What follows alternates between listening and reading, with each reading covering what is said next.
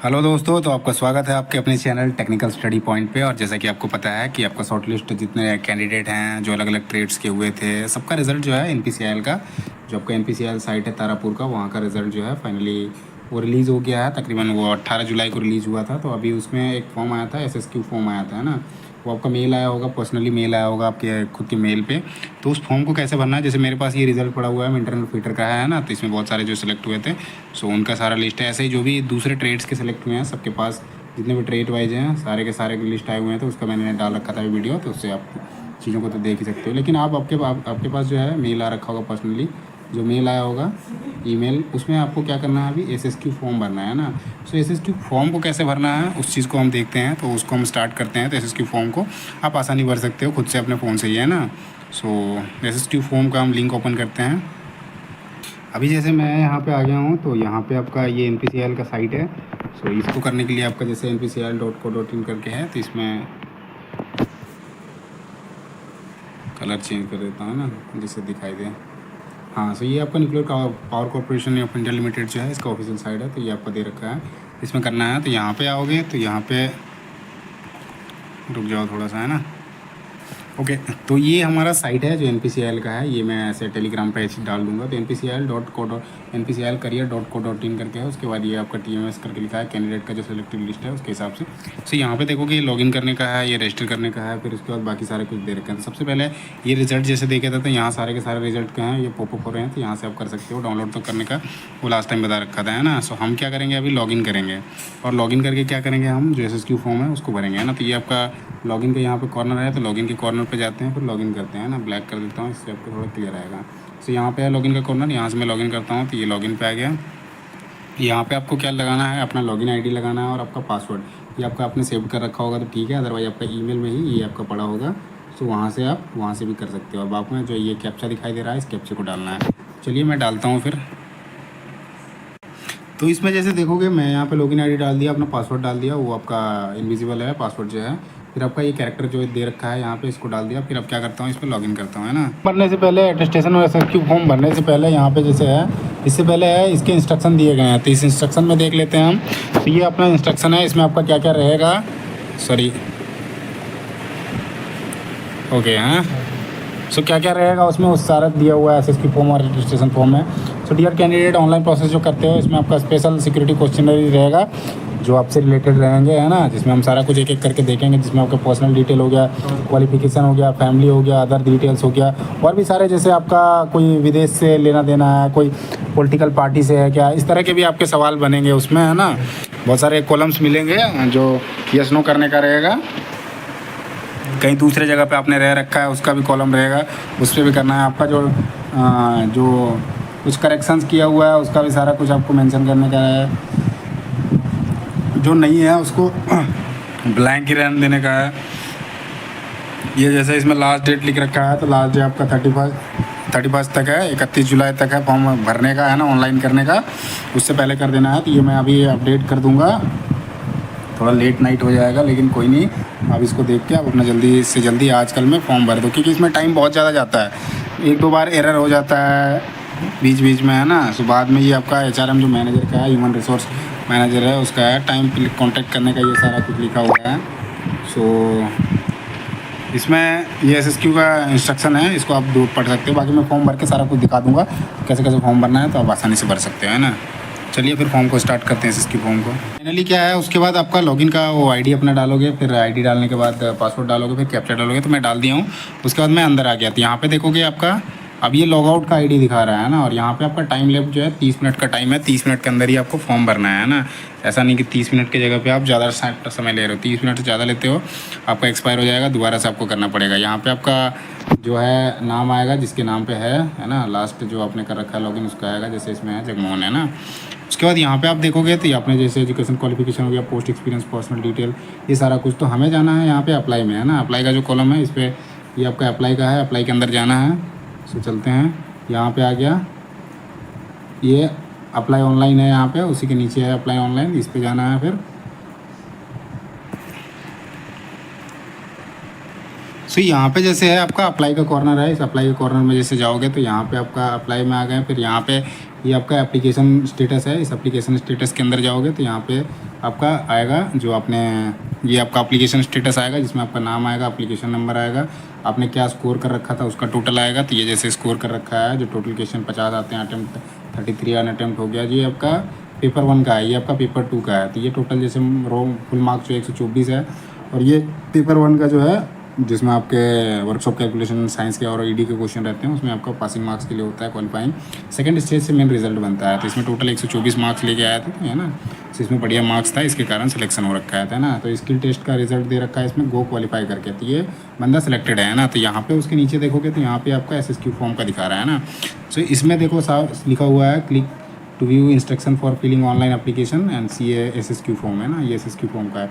अब यहाँ उसके नीचे जस्ट जो है ये आपका नीचे ये है, so click to submit attestation and SSQ form. तो अटेस्टेशन और SSQ फॉर्म के लिए है। सो हम क्या करते हैं, अब इसके अंदर जाते हैं ना। सो ये मैंने क्लिक करा, अब ये ओपन हो रहा है। सो थोड़ा वेट करते हैं। आप खुद से फ़ोन से ही कर सकते हो, जैसे मैं फ़ोन से ही कर रहा हूँ तो फ़ोन से ही मैं बना के दे दे रहा हूँ जिससे आपको आसानी होगी। क्या भी लैपटॉप में उस तरह से मेरे पास बैठ नहीं पा रहा था, मतलब वीडियो के लिए वो कंटेंट तैयार करने के लिए, जिसके कारण मैं इसी कहा कि अभी मैं इधर उधर, मेरे पास अभी मैं दूसरी जगह आया था, उसको छोड़ते हैं अभी, फॉर्म को ही भरते हैं ना। तो जितने आप फॉर्म खोलते जाओगे उसमें आपका टाइम जो है दिखाएगा 30 मिनट का हर जगह पे दिखाएगा। अब यहाँ पे फॉर्म भरने के लिए आपको अब एक एक चीज़ दिखाता हूँ, जैसे थोड़ा सा जूम कर देता हूँ जिससे आपको क्लियर दिखे, है ना। सो यहाँ पे सबसे पहले आपका सरनेम होगा, जैसे आपका राजकुमार या अभिनीत पांडे है या फिर कुछ होगा, जिनका सरनेम नहीं होगा वो सरनेम नहीं लिखेंगे। जैसे यहाँ पे लिखो आप फुल नेम में, तो फुल नेम में आप यहाँ पे रोहित लिख सकते हो। फिर आपका यदि आपका सिंह है, तिवारी है, पाठक है, कुमार है, यादव है, आप जो भी सरनेम है आप सरनेम की जगह सरनेम लगाओ। मिडिल नेम में कुछ होता है कि जैसे आपका अमित सिंह यादव करके है ना, तो आपका अमित लिखेगा यहाँ पे फुल नेम, फर्स्ट नेम में, सरनेम में यादव आएगा और मिडिल नेम में सिंह आ जाएगा, है ना। उसके बाद जैसे देखते हैं तो उसके बाद आपका नेम ऑफ बर्थ है ना। तो नेम ऑफ बर्थ का है, बर्थ के टाइम पे आपका नाम क्या था उसका है, तो आप उसी नाम को लिखोगे जो आप अभी करंट में नाम है उसी नाम को लिखोगे। यहाँ फुल नेम में भी आप वही हो जाएगा। अलाइज कुछ है, मतलब कुछ जुड़ा हुआ है आपसे, तो उस चीज़ को, बाकी आप ये चीज़ को कॉलम को खाली छोड़ दो, सबसे बढ़िया रहेगा। डेट ऑफ बर्थ का जहाँ पे है आपका डेट ऑफ बर्थ लिखना है यहाँ पे, उसमें आपका डेट लिखोगे, मंथ लिखोगे, फिर ईयर लिखोगे, है ना। प्लेस ऑफ बर्थ में आपका जहाँ पे गाँव हुआ या फिर आप उस शहर का नाम लिख सकते हो, वो आपका प्लेस ऑफ बर्थ हो जाएगा। फिर उसके बाद मेट्रिकुलेशन के टाइम पे आपका एज क्या था, तो आप जिस टाइम पे पास करे थे 2018, 19, 20 जब पास करा था उस टाइम पे आपका एज काउंटिंग कर लेना। अब ईयर में लिखना है, मंथ नहीं लिखना है। जैसे 20 साल 22 ये मतलब 15 साल 16 साल में जनरली पास हो जाते हो, तो वो आपका एज लिख देना।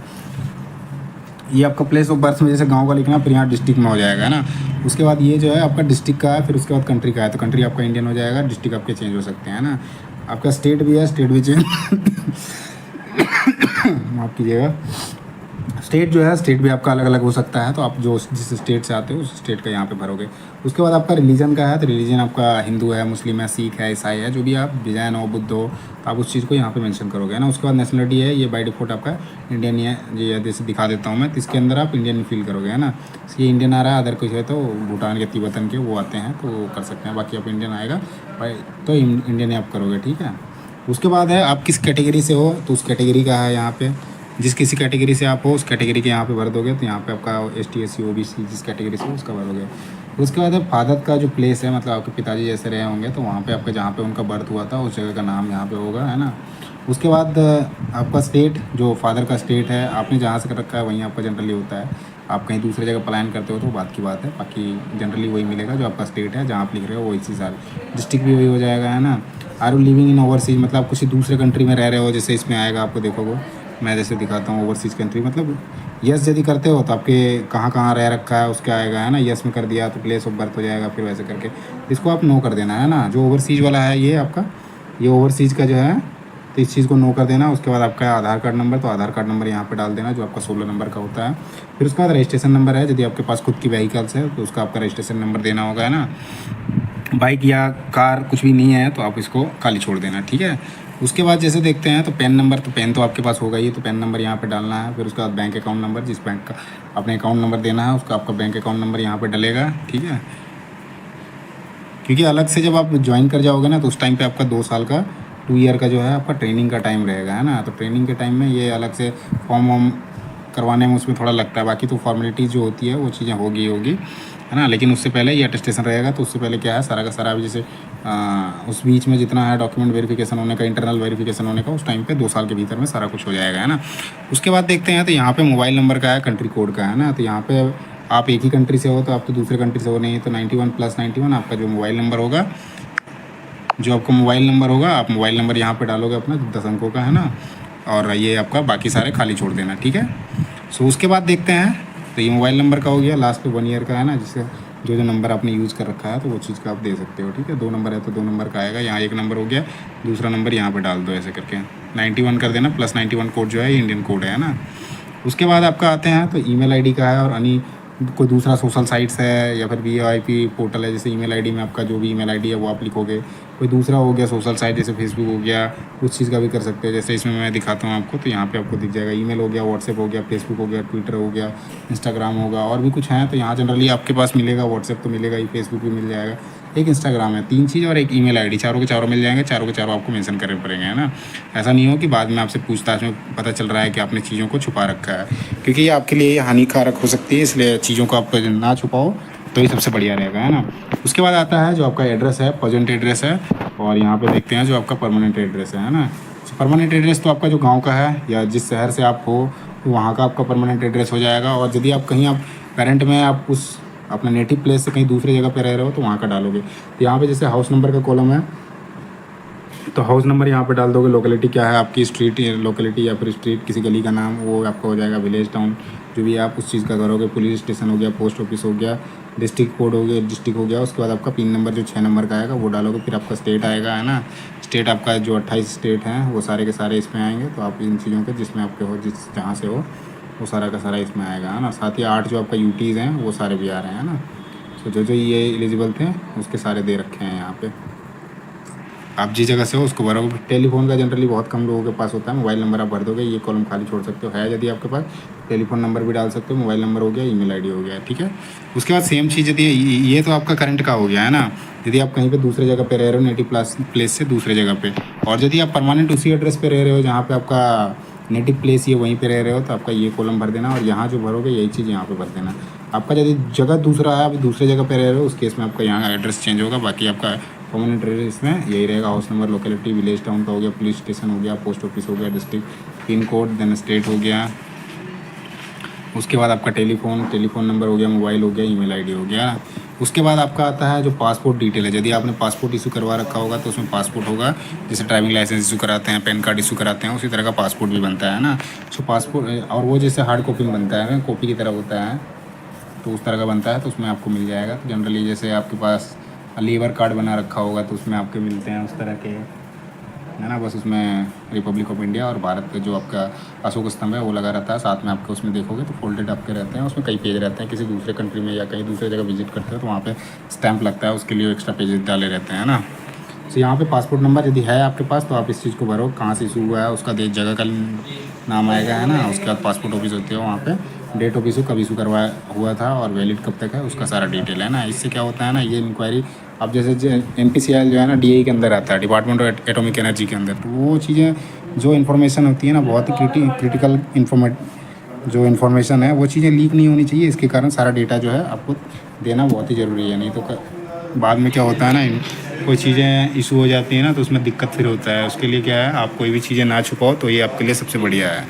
उसके बाद जैसे आता है कि आपने किसी भी लास्ट 5 ईयर के टाइम पे, मतलब आखिरी 5 साल के भीतर में आपने कहीं भी 1 साल से ज़्यादा का समय बिताया हुआ है, तो उस चीज़ का आप यहाँ पे डेटा दोगे कि आप कहाँ से कब से मतलब कब से रह रहे थे और कब तक रहा। फिर उसके बाद उसका एड्रेस पूरा लिखना है, जिसमें हाउस, स्ट्रीट हो जाएगा, टाउन या विलेज हो जाएगा, पुलिस स्टेशन, पोस्ट ऑफिस और अदर डिटेल्स, या साथ में कॉन्टैक्ट जहाँ पे आपने रह रखा है 1 साल से ज़्यादा, मतलब लास्ट के 5 साल में। यदि आपने पढ़ाई के लिए भी कहीं दूसरी जगह पे 1 साल से ज़्यादा रहा है तो वहाँ का भी डेटा देना है, क्योंकि वहाँ से हो सकता है आने वाले टाइम में कि आपका पुलिस वेरिफिकेशन वहाँ से भी करवाया जाए, ठीक है। कोई रिकॉर्ड या किसी प्रकार का कोई केस तो नहीं है उसके लिए।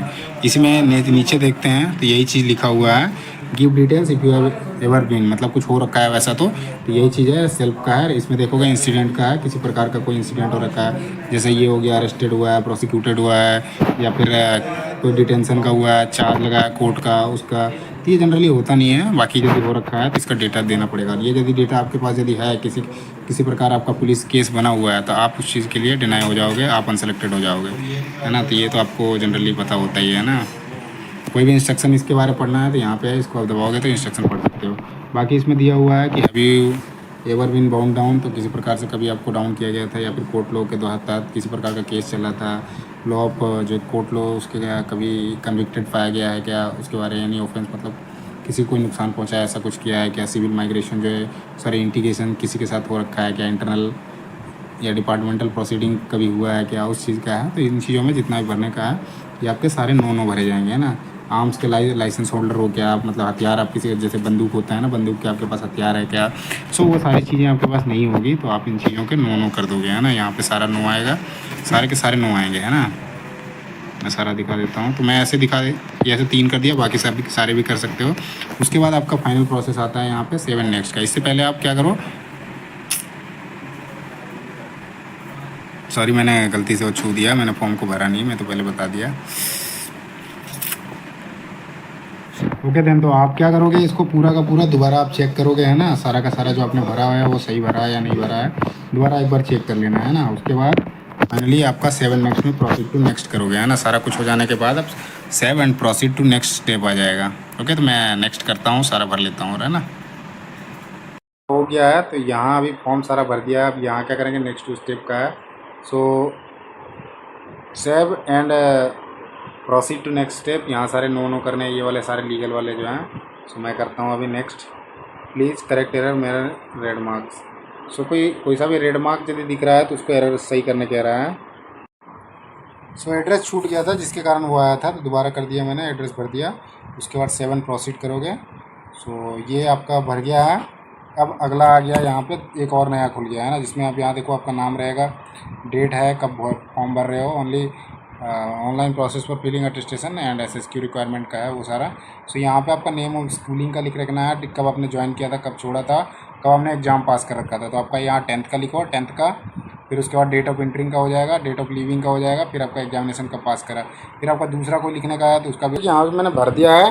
तो ये सारा मेरा जो मतलब जहाँ पे पढ़ाई कर रखी है उसका सारा डेटा इसका भर दिया। उसके बाद आपका जो है फाइनली नीचे आप यदि एक सर्विसमैन हो तो एक सर्विसमैन का भरोगे, अदरवाइज नहीं हो तो यहाँ पे आप नो कर दोगे, है ना। ये आपका नो का है। फिर यहाँ पे देखोगे तो 7 नेक्स्ट करने का है। सो इसमें करता है save and proceed to next step. तो यहाँ मैं करता हूँ, तो आगे चलते हैं। सो ये आपका आगे आ गया। तो जब यहाँ पे आप फैमिली डिटेल्स का आ गया, है ना। तो फैमिली डिटेल्स में क्या करना है, वही चीज़ आपका रिलेशनशिप, फादर का लिखोगे, मदर का लिखोगे, और एक्स्ट्रा है यदि सिस्टर्स हैं, और भाई यदि आपके हैं, यदि 18 साल से कम के हैं उसके डेटा लिखोगे। अदरवाइज आपकी बहन की आएगा, है ना। बहन जो भी सिस्टर होगी, बड़ी है छोटी है, तो सारा का ऐड कर दोगे। उसके बाद रिलेटिव्स में यदि कोई इंसिडेंट है, member of your family and other relative have been involve in incident, मतलब किसी प्रकार का कोई इंसिडेंट है तो उस चीज़ का आप मेंशन करोगे, बाकी ये नो हो जाएगा, है ना। तो ये रिलेशनशिप का, फादर का, मदर का, भाई आपके 18 साल से कम है, और बहन यदि है आपके पास तो बहन का आपका डिटेल लिखोगे, है ना। उनका पूरा लिखोगे, नाम हो जाएगा, नेशनलिटी में आप भारतीय हो जाएगा, नाम सोनू, मोनू, रीता, कुछ भी हो सकता है आपका। प्लेस ऑफ बर्थ का जो है आपका जगह जहाँ पे आपका प्लेस हुआ था, फिर डेट ऑफ बर्थ होगा। कुछ और यदि गवर्नमेंट ऑर्गेनाइजेशन है, किसी चीज़ में काम कर रहे हैं तो उसका डेटा दोगे, है ना। पोस्टल एड्रेस हो जाएगा, परमानेंट एड्रेस हो जाएगा।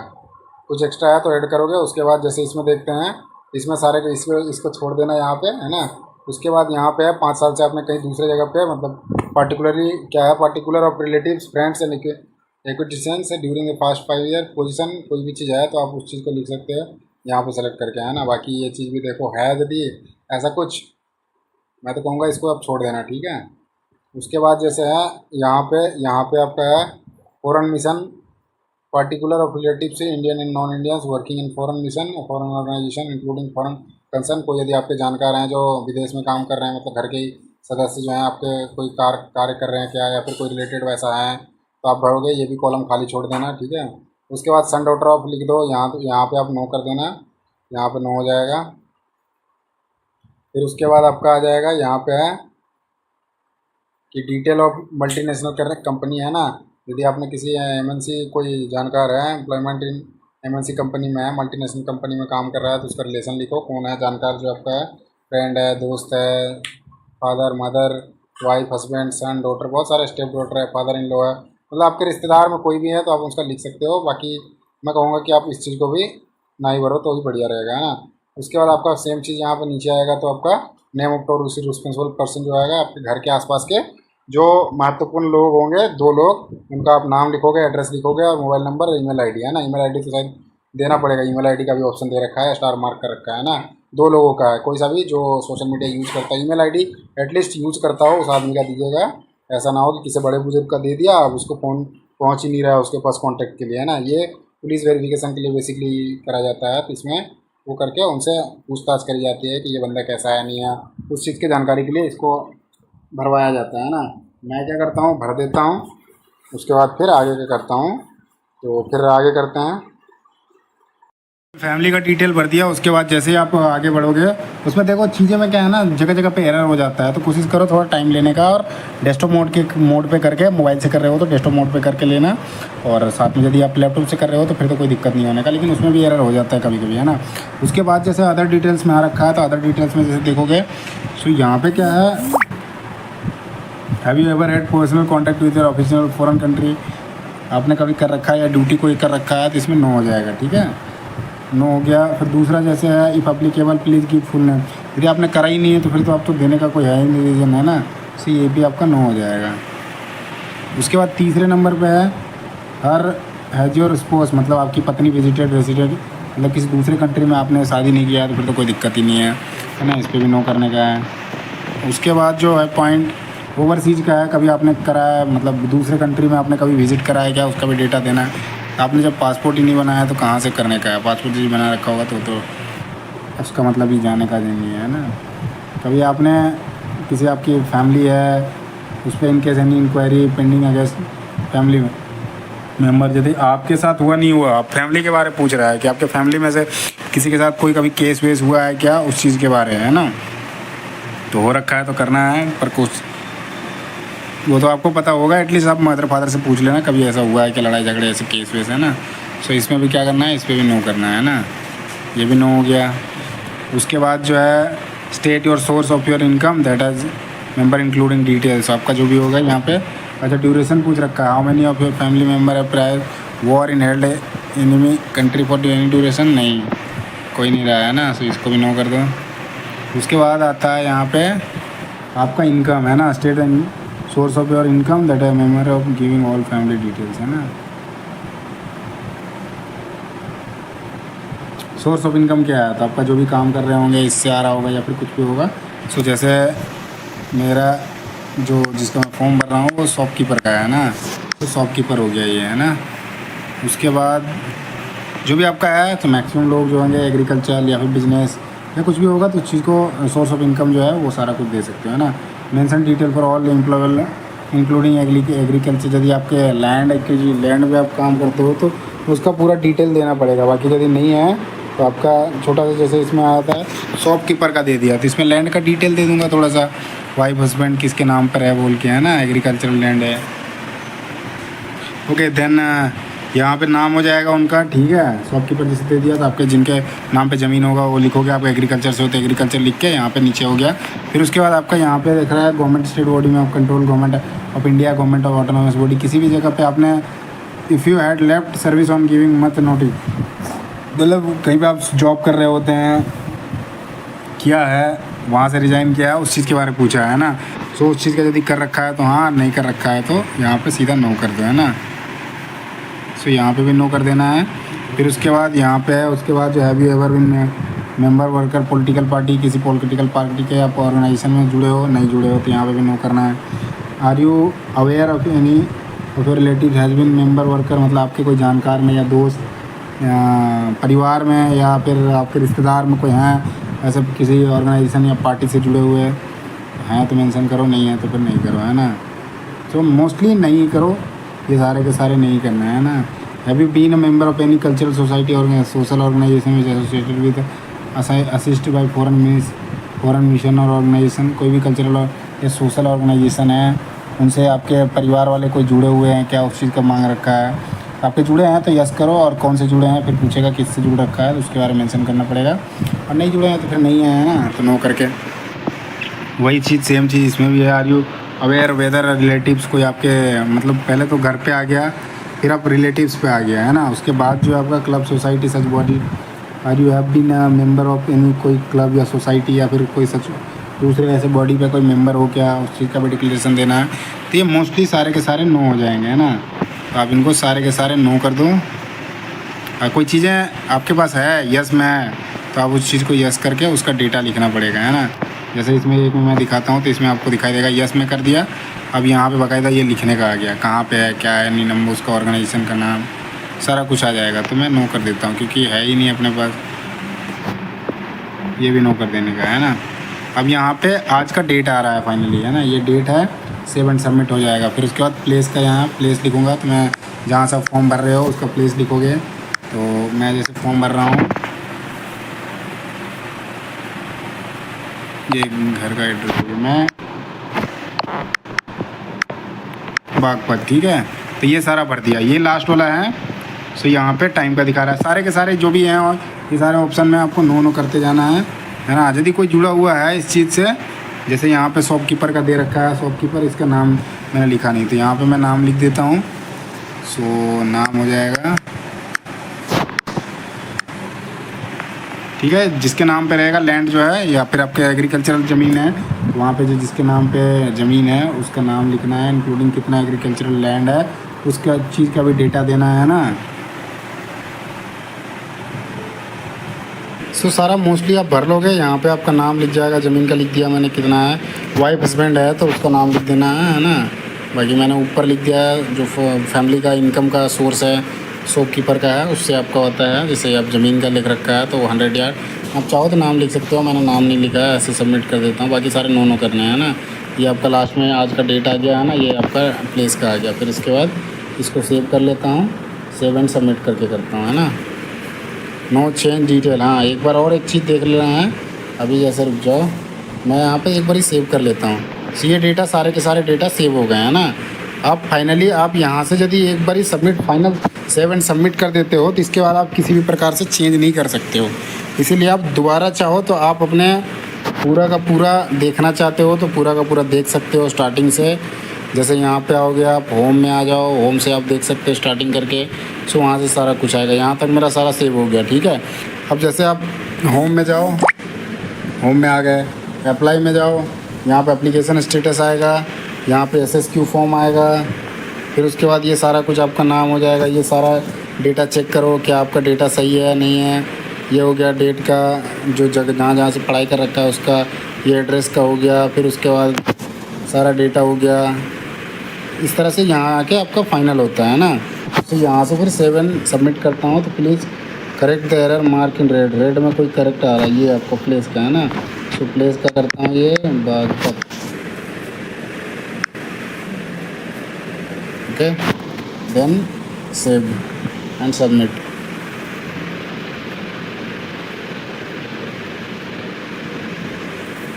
इसको हो गया आप सबमिट हो गया। तो फाइनली आप दोबारा देखना चाहते हो कि हो गया नहीं हो गया, यहाँ पे एप्लीकेशन स्टेटस में आओगे तो यहाँ पे आएगा फिर आपका एप्लीकेशन स्टेटस का सारा कुछ, रिटन एग्जामिनेशन सारा। तो यहाँ पे SSQ फॉर्म का है, फिर ये SSQ फॉर्म को आप क्लिक करोगे तो SSQ फॉर्म में आपका ये आ गया है ना। ये जैसे देखोगे तो यहाँ पे सारा डिटेल आपको मिल जाएगा। अब यहाँ पे देखोगे लास्ट में तो यहाँ पे किसी भी प्रकार का सबमिट का नहीं आ रहा है, मतलब फाइनल सबमिशन जो है आपका हो गया है ना। इसके अंदर सारा कुछ ऑनलाइन कंप्लीट हो जाने के बाद फॉर्म जब आप भर लेते हो उसके बाद जो आपको करना क्या है, सो प्रिंट आउट लेना है, back to back 5 print out लेना है अटेस्टेशन फॉर्म का, 3 प्रिंट आउट लेना है बैक टू बैक जो SSQ फॉर्म है उसका, और उस पर there photograph on space provider, जो वहाँ पे आपको फ़ोटोग्राफ चिपकाने का एक जगह मिलेगा, वहाँ पे आपको फ़ोटोग्राफ चिपकाना है। और सारे पे जितने आपके 5 इधर निकल गए, 5 प्रिंट आउट निकल गए आपके अटेस्टेशन के और 3 निकल गए SSQ के, है ना। सारे पे आपके जो है सेल्फ सिग्नेचर, मतलब खुद का सिग्नेचर होना चाहिए। और आपका स्पीड पोस्ट कर देना है आपको 7/8/2025, 7 अगस्त 2025 से पहले आपका जो है जो अटेस्टेशन फॉर्म है ये यहाँ पे पहुँच जाना चाहिए। जो manager HRM nuclear power corporation of India limited, government of India enterprises, Tarapur Maharashtra side है ना। PO लिख रखा है टैप बोईसर डिस्ट्रिक्ट पालघर महाराष्ट्र है ना। सो ये फॉर्म को आपको भेजना है ना, ऑफलाइन जैसे प्रिंट आउट लेने के बाद ये फॉर्म को आपको भेजना है। 5 फॉर्म लेना है अटेस्टेशन का, 3 लेना है आपका SSQ का, है ना। और फाइनली ये जो एड्रेस है, माफ़ कीजिएगा, ये जो आपका एड्रेस है, इस एड्रेस पे स्पीड पोस्ट करना है ना। तो ये मैं भूल गया था, तो ये मैं ये ऐड कर दिया। धन्यवाद। तो सारा का सारा वीडियो बना दिया। ये आधे घंटे के आसपास का वीडियो बन गया है ना। मुझे टाइम तो ऐसे लग गया 1 घंटे से ज़्यादा लग गया, क्योंकि इसमें टाइम ज़्यादा लग गया है ना। बीच बीच में मैंने चीज़ों को अब एरर हो गया तो मैंने वहाँ से काट दी, फिर वापसी दोबारा से फॉर्म भरा। सो ऐसे करके आप खुद से भर सकते हो और बहुत ही आसानी से, है ना। सो इस वीडियो को यहीं पे एंड करते हैं, और वीडियो अच्छा लगे तो वीडियो को लाइक करना, चैनल को सब्सक्राइब करना, साथ ही अपने दोस्तों के साथ शेयर करना ना भूलें। और जल्दी कोशिश करें कि भर के आप अपना रेडी रहो, क्योंकि आज 28 का तारीख हो गया, 31 तक लास्ट डेट है। मैं थोड़ा लेट इसको बना रहा हूँ, इसके लिए मैं माफ़ी चाहूँगा आपसे या आप लोगों से जिन्होंने अभी NPCIL तारापुर के अंदर अपना फाइनल रिज़ल्ट बनाया है, तो उनको बधाई। और ये चीज़ है, तो ऐसे करके आप ऑनलाइन फॉर्म को भरो, है ना। बाद में आप चीज़ों को प्रिंट आउट लेना चाहते हो तो ऐसे करके, बाकी होम में जाके ये चीज़ें पड़ी रहेगी। एक पेज का आप प्रिंट आउट लेना चाहते हो तो प्रिंट आउट भी ले सकते हो, है ना। सो धन्यवाद, जय हिंद।